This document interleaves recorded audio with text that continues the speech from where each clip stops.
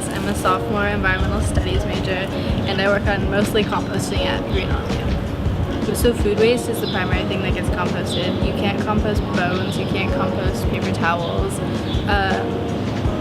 At LMU, like off-site you totally can, but since it goes through the machinery that we have here, that'll clog the machinery, so that's a really important distinction to make. But yeah, food waste, and another thing is like making sure you take off like stickers off of fruit, because that's important. So right now we have composting available at 3 locations, which are the Layer, Roski's, and the Habit, I believe.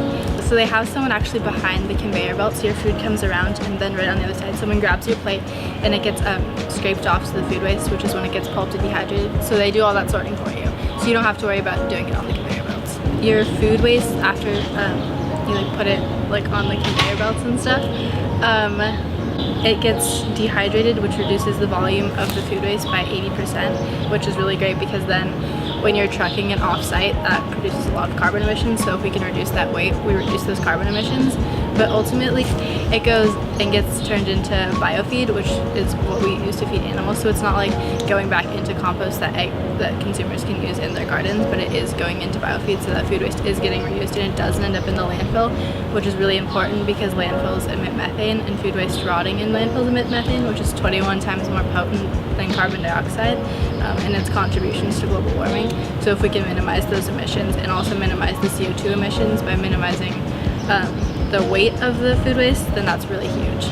Even though you might not see composting bins around campus, it is still happening in your dining facilities. If you can eat in, and especially if you're like going to eat on the patio in the Layer, if you can take your stuff back into the conveyor belt, that's really helpful, because if you're throwing it away, it's not getting composted. But if you're putting it back on the conveyor belt, then it is.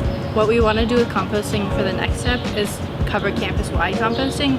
So that would be in the residence halls, that would be in offices, and that's just the next step to cover the rest of campus. And we already kind of have some of that in the works. We've got a really cool Eco Ambassador program. We partnered with Global Green, so that's happening through SLE with student housing.